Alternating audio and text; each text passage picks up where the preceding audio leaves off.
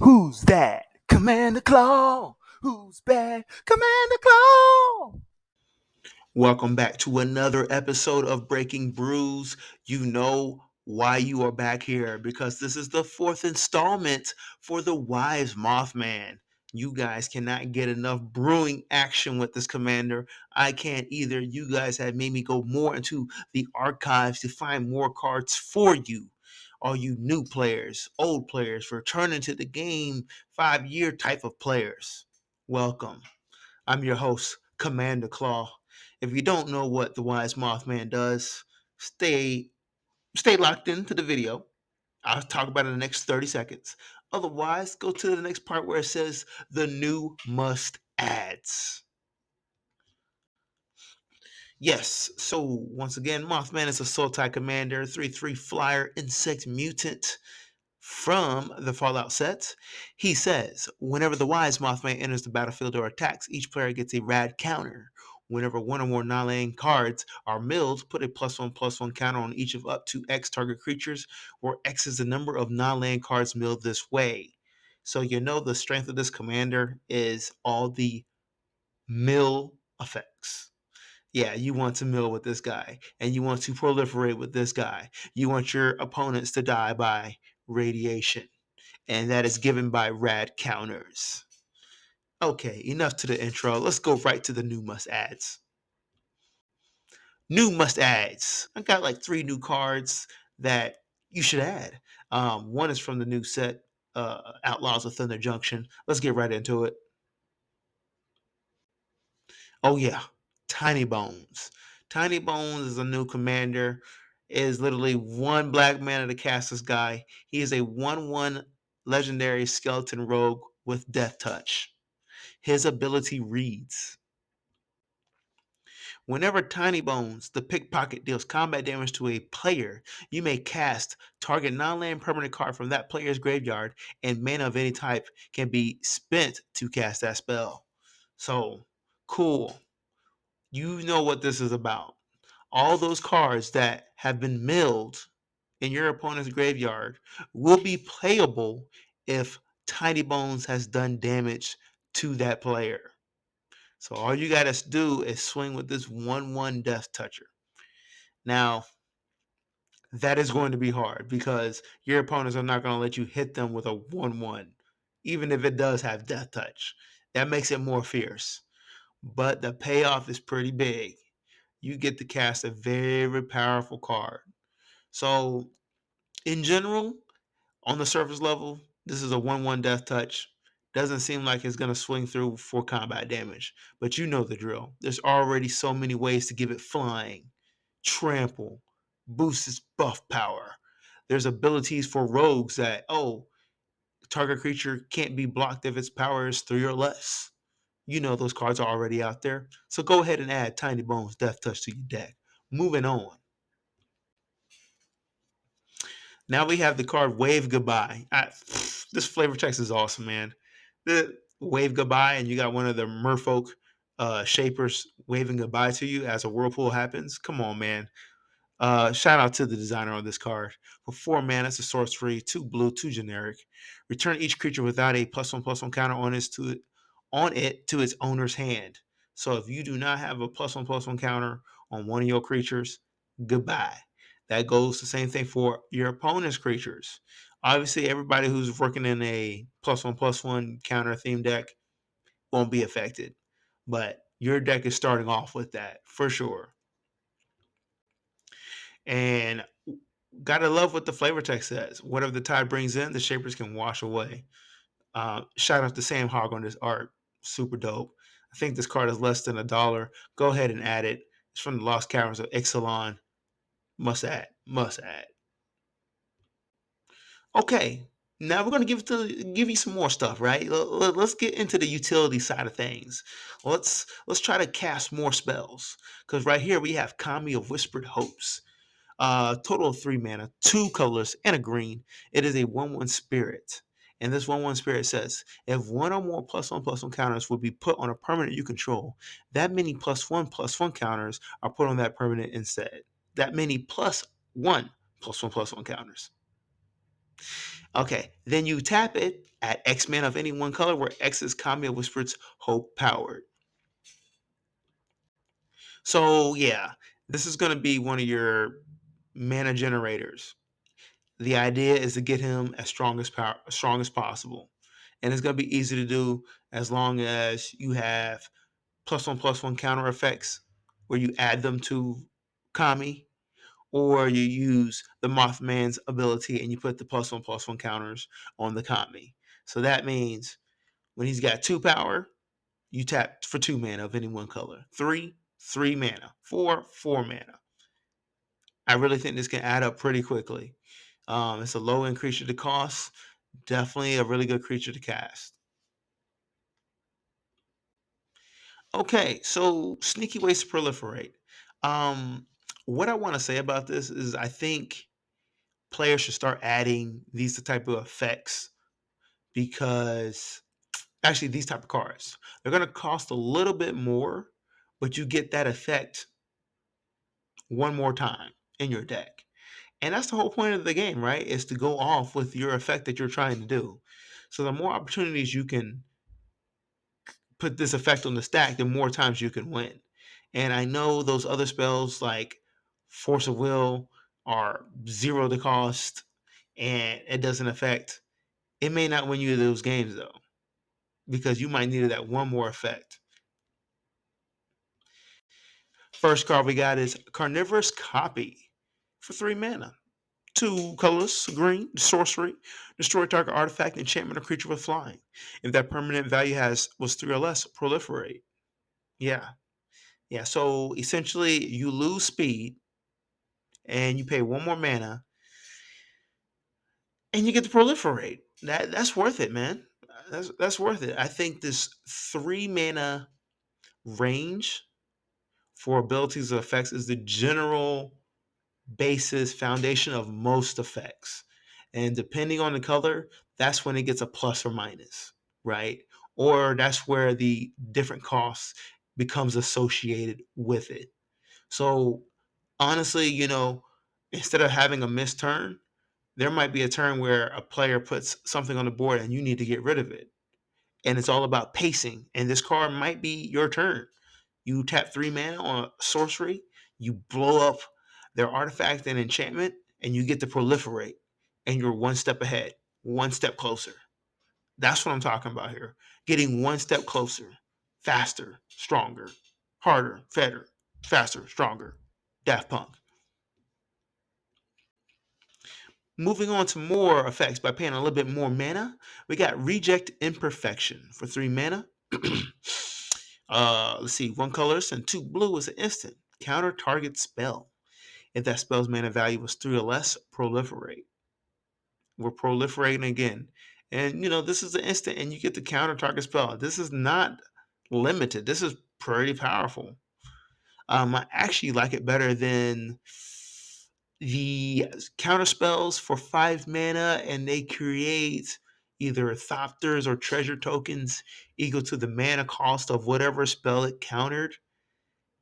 I think that is, like overwhelming, because it can be overwhelming and it could be a good payoff, but it could be a bad card because you're waiting for that one spell that's 5 CMC, 7 CMC, and you didn't really need to, or you waited too long to counter it. Or there's a Swords of Plowshare and you don't want to use that counter to counter a 1 CMC spell. You see what I'm here? So I feel like this range of this 3 CMC is a really good area basis for effects +1. +1. Play this and add this card to your deck. Okay, this segment is called Please Don't Mill Me. You know what the Mothman does. It's all about milling. So let's get into more payoffs when your opponent is milling or being milled, or their graveyard is loaded when they don't have a graveyard type of deck. It's your chance to take advantage of them. Put these cards in your deck and see what happens. We got the Guilt Feeder. Ooh, for 5 mana. It is a 0/4 creature horror. It has fear. That means it can't be blocked except by artifact creatures and or black creatures. It also says whenever Guilt Feeder attacks and isn't blocked, then the defending player loses 1 life for each card in their graveyard.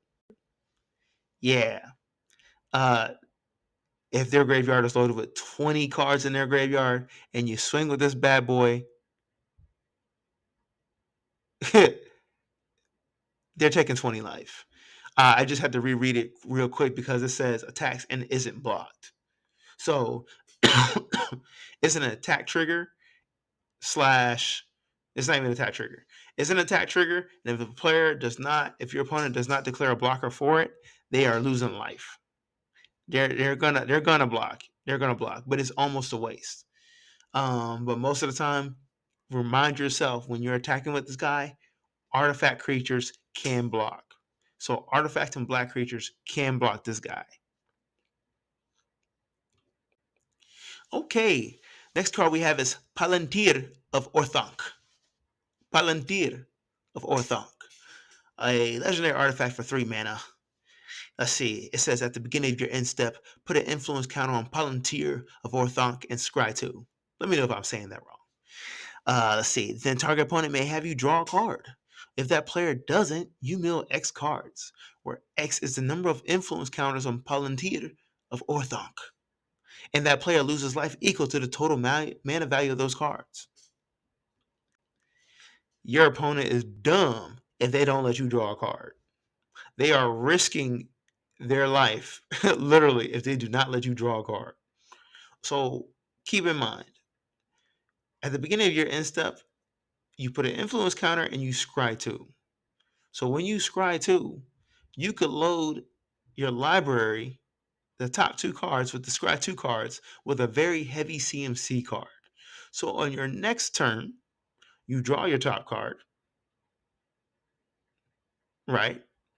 Then at the end of your turn, that possible scry 2 card is the card that they decide to allow you to mill because you have at least 1 influence counter.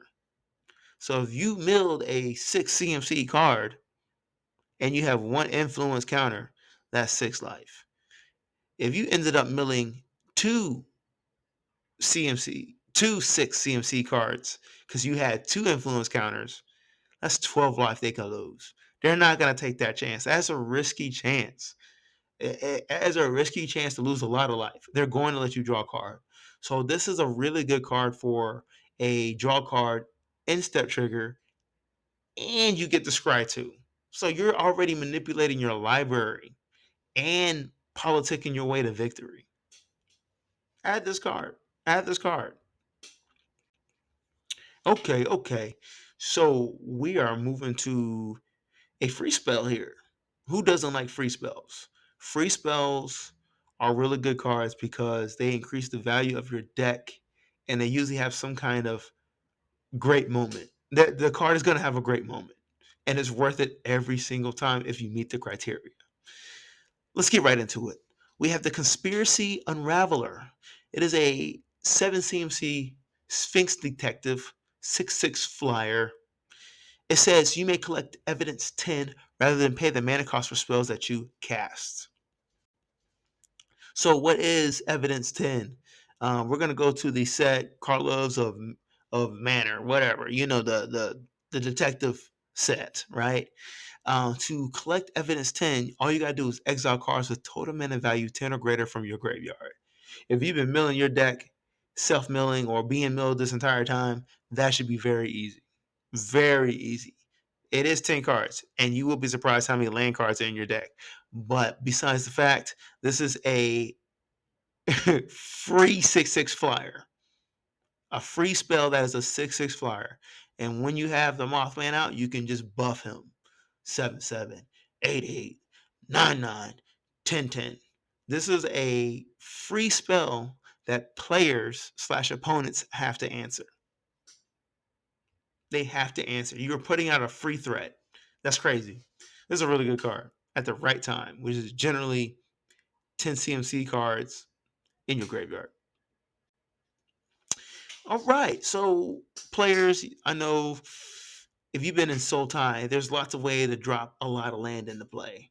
But why not add some redundant ways to add more land into your play?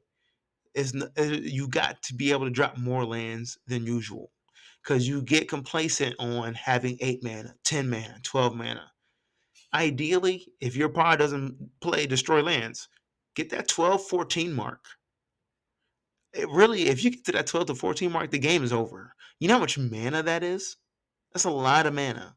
And you should be able to do anything and everything. Moving on to cards that drop more lands. Kodama of the West Tree. I actually believe I already put him in a previous video, but I realize people come to my videos at different times. So you may not have seen this card at all. Anyways, for 3 mana, it's a 3/3 spirit legendary creature. It has reach. It says modified creatures you control have trample. That means equipment auras and counters are modifications. Mothman puts +1/+1 counters on creatures. Those are modified creatures, players. There you go. So all your creatures got trample going on now. He also says whenever a modified creature you control deals combat damage to a player, search the library for a basic land card and put it on the battlefield tapped. So you're able to pull lands out your deck, thinning out your deck, and drop more lands into play for each creature with a +1/+1 counter that's swinging and connecting and hitting your opponents. And that goes for each creature that does that. That doesn't just mean like one attack phase. If you have 5 creatures with +1/+1 counters on each of them, and they deal combat damage to each player or to a player, that's 5 lands. This card is not going to stay on the board for long. Your opponents will not let you win with this card. I promise you. Immediate threat. Okay, moving on to the Aftermath Analyst. Karlov's a Manor, the detective set. This is another great find. If you don't know, this card is probably like 75 cents, max $1. It does work. It really does. For 2 mana, it's an elf detective. It's 1/3 body. When Aftermath Analyst enters the battlefield, mill 3 cards. Ooh, I gotta put this in my Michael Tyrant deck. You literally pay 2 mana to mill 3 cards. That's a great rate. And have a body and as a permanent for descend. Okay, sorry. Let me back up. Not even back up. Let me get back to the Aftermath Analyst for the Mothman. This is a good card. So, its second ability is tap 4 mana, 3 colors and a green. Sack him. Return all land cards from your graveyard to the battlefield. So, in essence, you could pay 2 mana to self mill for 3 cards. And on a later turn, when your graveyard is littered with lands, either from the early game, mid game, or late game, you tap 4 mana and put all those lands into play. And trust me, if you've been self milling, you lost lands.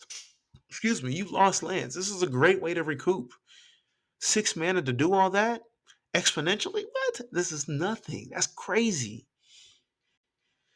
Okay, y'all know we're back to the end of the Breaking Brews. I'm your host, Commander Clone. I'd like to thank y'all for watching this 4th video of the Wise Mothman.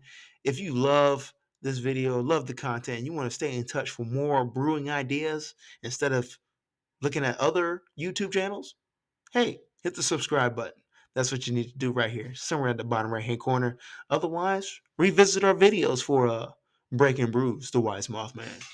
Peace.